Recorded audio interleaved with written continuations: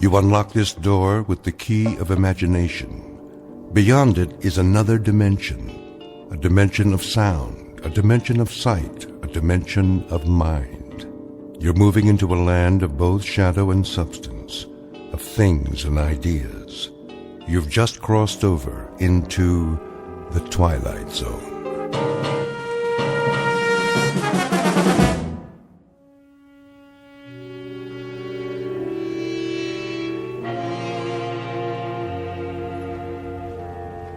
Franklin, come in, please. Roger, dispatch, this is Franklin. There you are, Bobby boy. Hey, Smitty. What's your present location? I'm out on Arrowhead Road. Say again, Franklin, where are you? Old Arrowhead Road, just past the fork. What are you doing there? Following up on those lights. What lights? Last night, the captain told me about it. Thought you were off duty. I am. It's time for one last stop, then I'll bring the car in. Roger that. See you back here at... Say 1700? 10-4.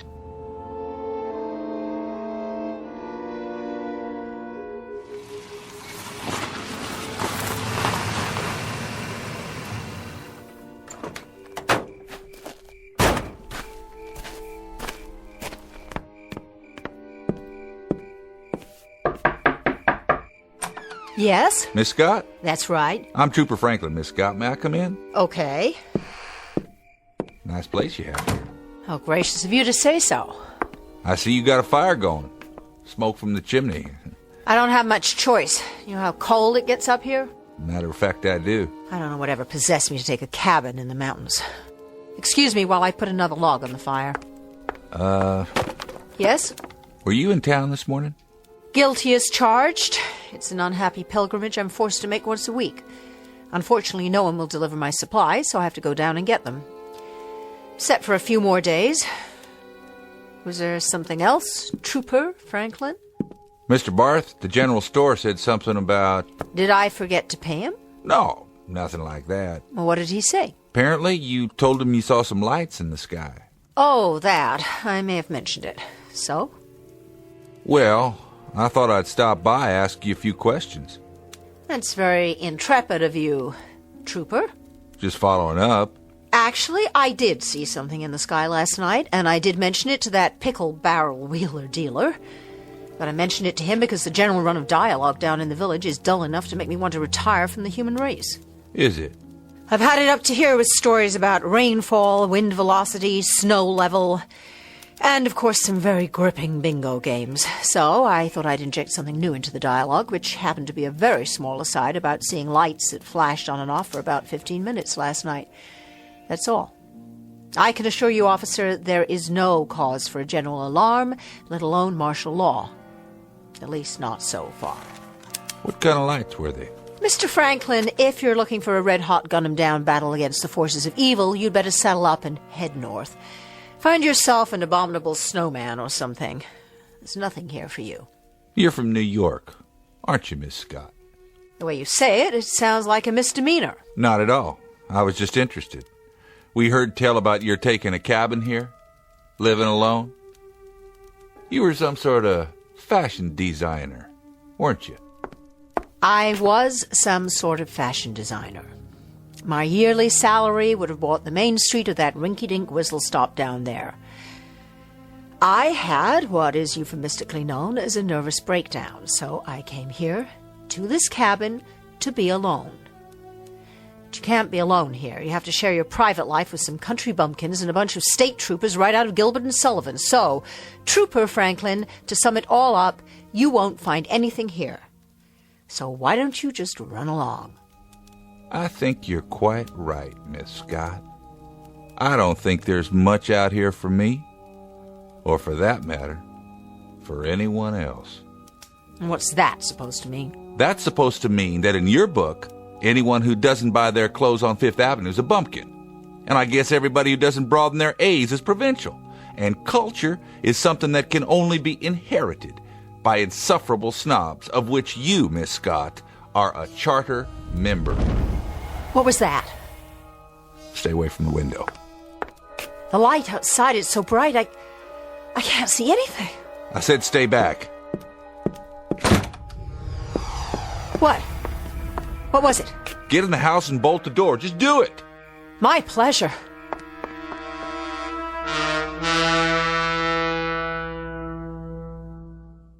The major ingredient of any recipe for fear is the unknown. And here are two characters about to partake of that particular meal. Miss Charlotte Scott, a fashion editor recovering from a nervous breakdown, and Mr. Robert Franklin, a state trooper, a gentleman of average imagination who up to now has dealt only in unimaginative realities. And the third member of the dinner party? The unknown that has just landed a few hundred yards away. This person, or thing, is soon to be introduced. For this may be a mountain cabin near Lake Arrowhead, California, but it is also a clearing in that shadowy realm known as the Twilight Zone.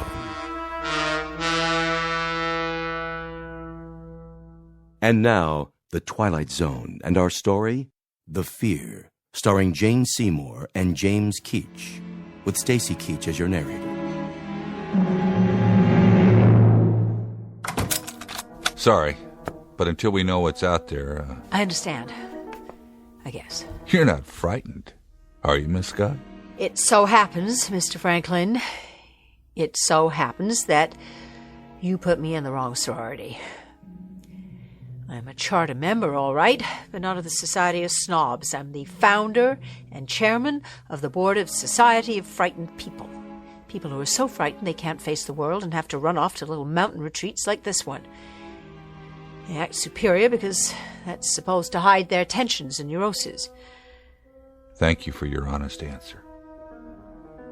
Do you have any coffee? I think so. Then I'll go out and look around while you make some. Deal? Deal. If I don't see anything, I'll stay here for a while until it comes back. Then I'll take you into town if you like. I doubt that'll be necessary, but what was that? The noise and the light. Could have been a meteor, I suppose, or an aircraft off its route. But you don't really think so? Those would be rational explanations. Give me an irrational one, then. Go ahead. I can take it. Take your pick. Maybe something from outer space. Right. Take a look out that window. Do you understand everything out there? I sure don't, especially up here. There are more things in heaven and earth, Horatio, than are dreamt of in your philosophy. If I remember my English class, that's Shakespeare. Isn't it, Miss Scott? Yes, it is, but the question is, what's that? Where? You can see it from the window, over there. Just beyond the trees. It looks like a light of some kind, a white light. Yes. I see it. About 400 yards. Now you tell me, am I imagining things, or is that light blinking on and off?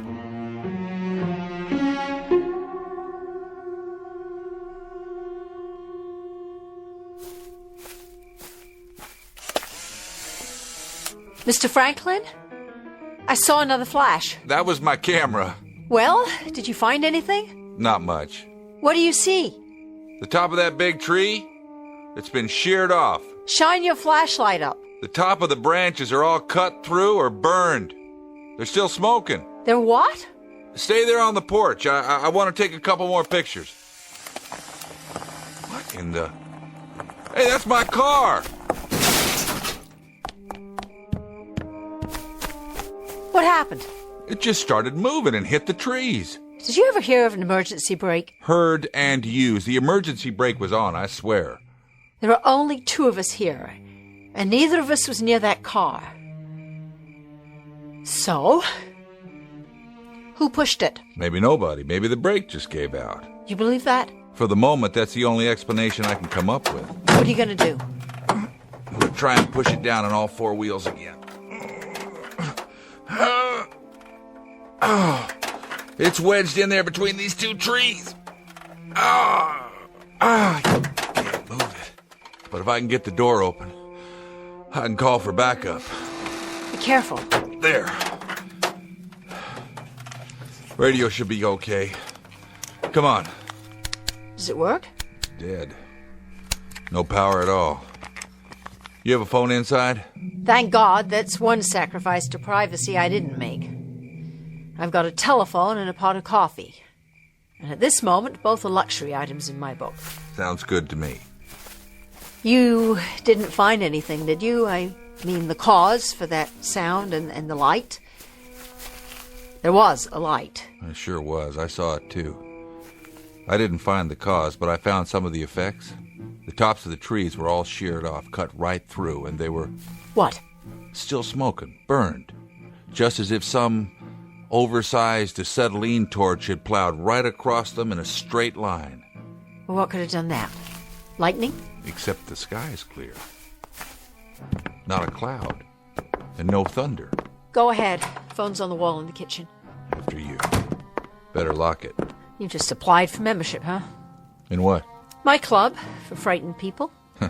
Lady, I fought in the war, and I've been a cop for a while now. I'm not ashamed to say that I've racked up more scared hours than a rabbit. Thank you. For what? For an honest answer. It's just that I know a few things about fear. So do I. But this is a new one on me. It's all the same. I wouldn't say that. I don't know exactly how to explain this, but I finally figured it out, and it helped me get through a lot. If you can learn it, maybe it'll help you too. I'm all ears. Look, fear is fear. No matter when it happens, an instinct, a natural human function, like breathing. It's a warning, one of the signals we get from our nervous system in order to survive. But how we react to the fear when it comes, that's what counts. What are you saying? That there's a choice? Maybe there is for you. There's always a choice, no matter what. You can get the shakes and crawl under a bed if you want, or you can clench your fists and get on with your business, because staying scared, being so sick with worry you can't move isn't going to change anything. It's how you handle the feeling, what you do with it. That's what makes the difference. That decides whether you survive or not. You see what I mean? You've thought a lot about this, I take it. I've had to. It's part of my job. Well, you handle it whatever way you want. Me? I think I feel more comfortable hiding under a bed. So you have a sense of humor after all? You thought I didn't? I wasn't sure. Maybe that's my defense. You got 2 beds? What? I might want to crawl under one myself. Your phone's dead. No, it's not. You don't trust anybody, do you? Once upon a time. Look where it got me. Coffee ready? Here. Thanks. This is getting to be like a bad movie. Is it? I don't see many movies. Now, I suppose that in the next scene somebody knocks on the door. Somebody or something. I like comedies myself. I'm not much for science fiction and horror. Neither am I. You don't make bad coffee for a fashion designer. And you're pretty astute for a state trooper. What are you looking at that door for? Waiting for the knock, I guess. If we could predict it, we wouldn't have anything to worry about. Well, what do we do till then? Wait a while. I'll hang around, just in case. In case what? Just in case whatever's out there decide they've scared us enough and crawls in out of the dark. Crawls? Or hops, or skips, or jumps. I like that better than crawl. I'm not too big on the word dark, either. What are we really talking about? Something that makes loud noises, flashes light, and burns the tops off the trees. Whatever it is, I'd like to nail it, though. Pay back the taxpayers for my wrecked car. That, I'm afraid, falls under the heading of duty. I call it an admirable attitude, especially under the circumstances. I'll tell you something, Miss Scott. Despite all that you may have heard about officers of the law, we react like normal human beings.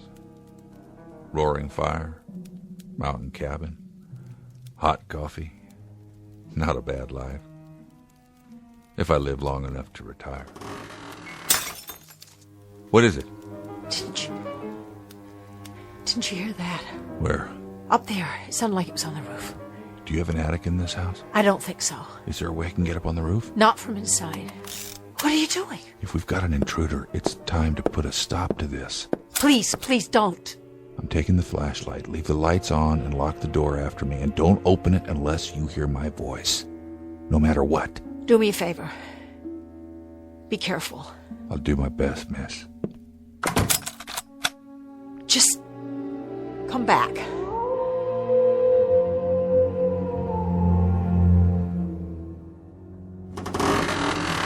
Oh my God!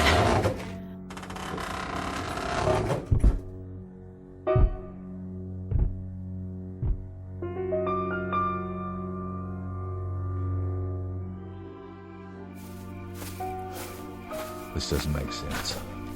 No sense at all. It's me. Can you prove that? Trooper Franklin, Arrowhead PD, the gracious, astute guy with the camera. Did you see anything? Not on the roof. I couldn't have just imagined it. There was a sound up there. It was like footsteps or something. Nothing. No sign of footprints. Nothing at all. Not on the roof, anyway. Well? What did you see? What did you find? I climbed down and checked out the area. And? Maybe there's just a little too much imagination going around tonight. Maybe it's the darkness.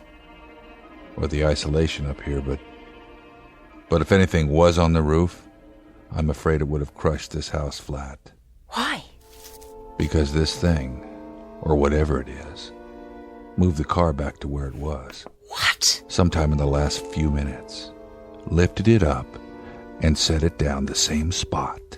Exactly. But that's impossible. It was stuck between two trees. I think I know how it happened. Well, will you just say it? Somebody carried it in his hand. That's not very funny. Take a look. These are the pictures I took out there. There's the hood of the car and the sides. What does it look like to you? What does what look like? There's the driver's door and the top. 3 different angles. You can see it in the flash. It stands out. Oh, I do see something, some kind of design. What? Take a good look. Swirls? Circles? I've seen a lot of them, just never this big. What is it? A fingerprint. Oh, you're joking. One big fingerprint about 2 feet wide. The car was lifted up and carried in somebody's hand. If you're trying to scare me, you've made your point. You can stop now. And if it is a fingerprint, then we shouldn't have any trouble finding our invader because he must stand better than 100 feet tall.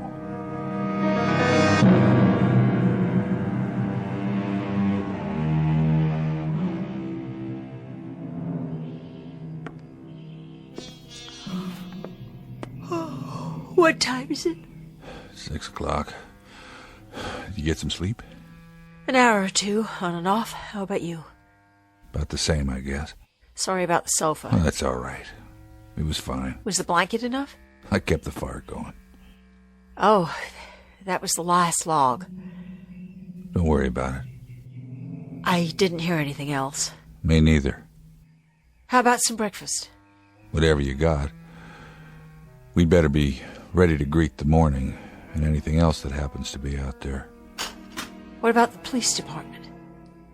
The state troopers, or whatever they're called, won't they come looking for you? If they can figure out where I am.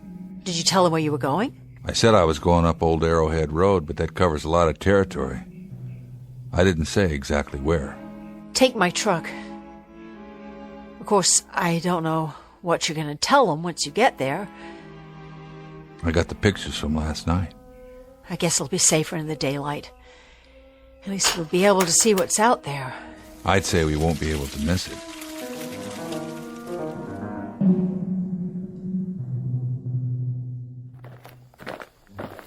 There's the car, Just where you parked it the first time. with the dent still in it. I guess they don't do body work. Oh my God. It really is a fingerprint. That or a practical joke. You got any friends out here who'd go this far? Little bent, maybe. If I did, they'd have been committed by now.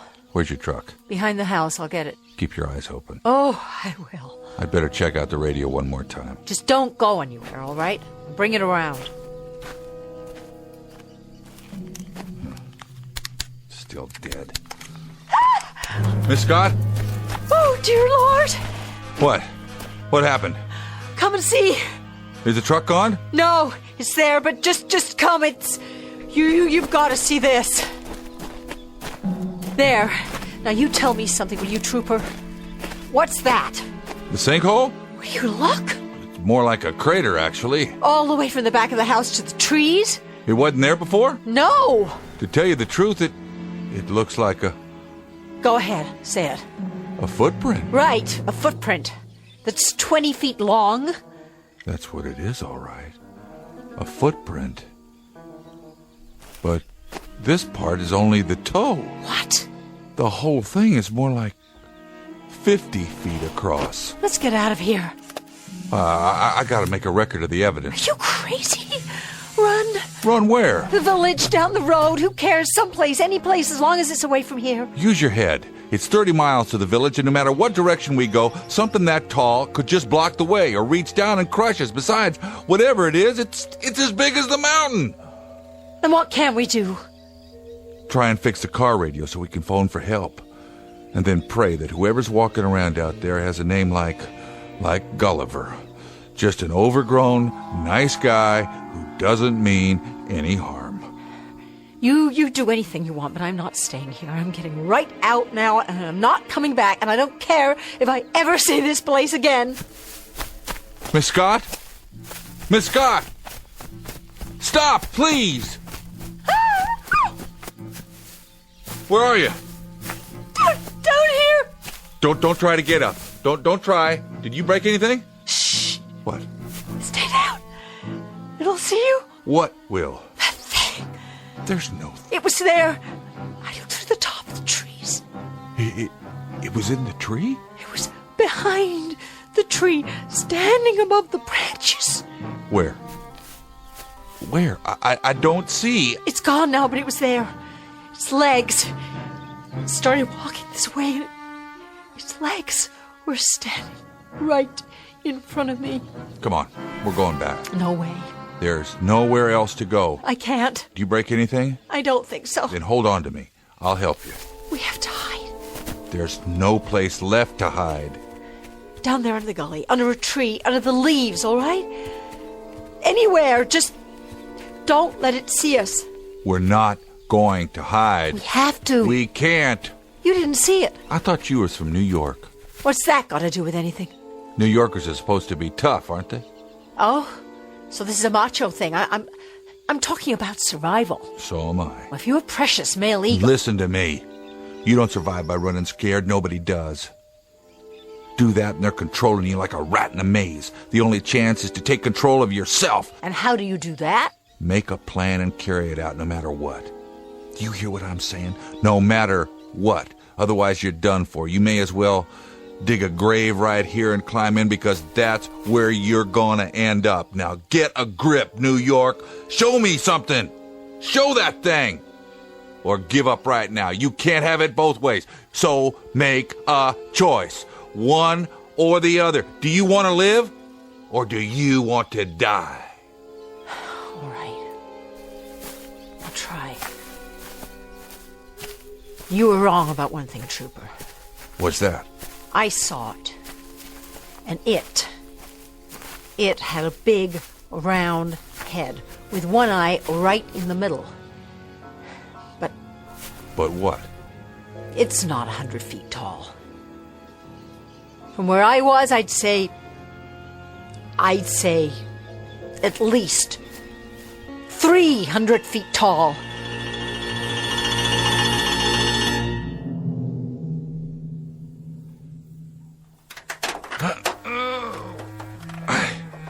I can't quite get this door open. If I'm gonna fix the police radio, I need to get under the dashboard. I'll need the tools. I don't have much. Like what? Basics, hammers, some wrenches, screwdrivers, a pair of pliers, knives, and an axe for chopping wood. That'll do for starters. Bring me the axe. What for? I have to climb all the way in. The only way I can do that is to break the windshield. I'll bring you what I've got.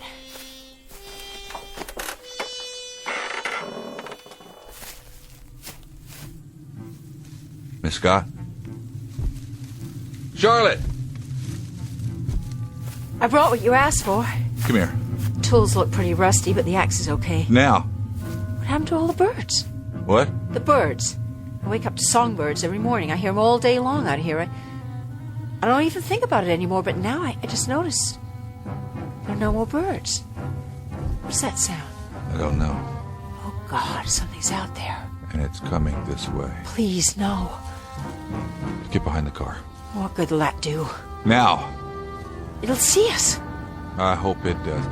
That's the Arrowhead police copter. Down here! Hello, we're here. Look down here. It's heading north. They didn't even fly over the cabin. What's wrong with them? They must have come looking for me after all. When I didn't check in. They'll make another pass. When? On the way back. After they get to the top. And what if they don't? Give me the axe. Now the hammer so I can clear out this glass. Let me help you. Use the axe. Clear the hood if you can. So I can climb in. Wait. You've cut yourself. Don't worry about it. Your arm's bleeding. I'll go get a towel or Forget it. Forget it. Put a couple of logs out in the clearing. I don't have any then more use logs. branches, deadwood, anything. Pile some leaves around them and light it. Maybe the copter will see the smoke. You got any matches? In the house. I'll find the wood first.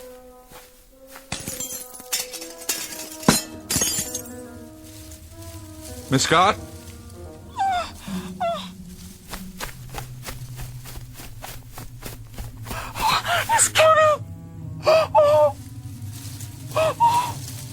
I see it.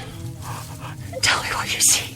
I've never seen anything like it in my life. 2 legs, 1 head, 1 big eye. Why doesn't it see us? Maybe it does, or maybe... Something's wrong with it. Stand back. What are you doing? Take the truck. Get going. I'll try to keep this nightmare busy. Maybe you can reach the village and get help. If I tell them about this, they'll lock me up. You're going to have to run the risk. Why doesn't it do something? I don't think it sees us. Why? Is it blind? That's a good question, because if it wanted to destroy us, it could have done that a long time ago. Us, the village, and the state of California. Go ahead, will you? Take off. Funny thing, Trooper. Scared as I am right now. I've got a kind of thing about futile gestures, so if it's all the same with you, I think I'll just stick around. You're learning, Miss Scott. You really are. But I don't think you grasp the situation. I've got to fight that with this 38 police special, like trying to bring down a bomber with a pea shooter. But right at the moment, I'm afraid it's all we got. Look out! It's falling! I don't think so. Then what? It's getting smaller, collapsing, like some kind of balloon. Run! Not anymore.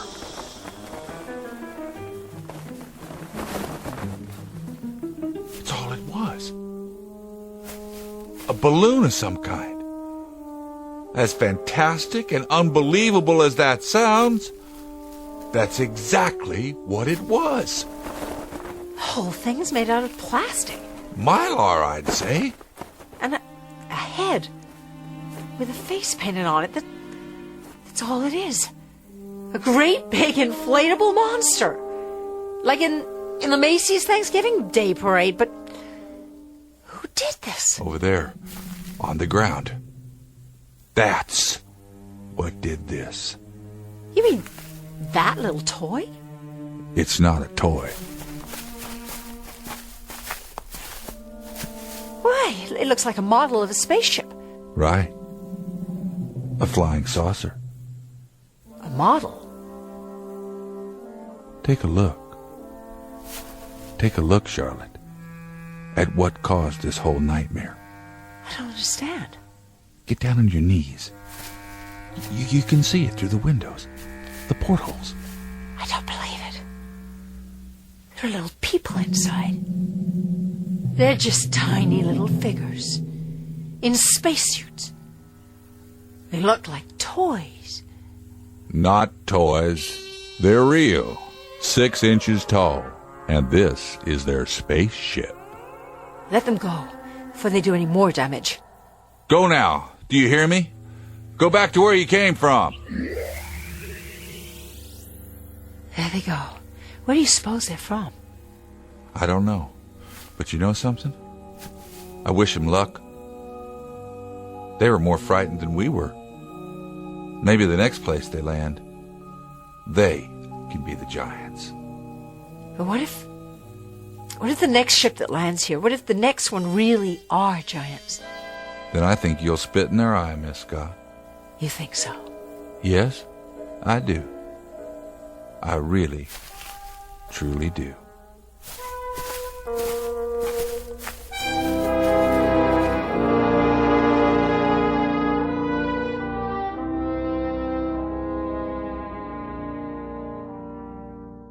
An experiment in fear, conducted by beings bent on exploring a planet called Earth. A simple laboratory exercise with 2 isolated humans as the subjects. The purpose? To determine whether this planet is suitable for a race of creatures only 6 inches tall, too small to frighten anyone without the help of some rather basic special effects. Because fear, like size, is extremely relative. It depends on who's looking down and who must look up. It also depends on other variables, like the time of day, the mood, the atmosphere, and the sound of things that can't be seen in the dark. But it's been said before, and with great validity, that the very worst thing to fear is fear itself. So the next time you hear something go bump in the night, take a deep breath and count to 10 before you give in to panic. The truth is, what's out there may be even more frightened of you. A tale of irrational terror and tiny visitors from the Twilight Zone.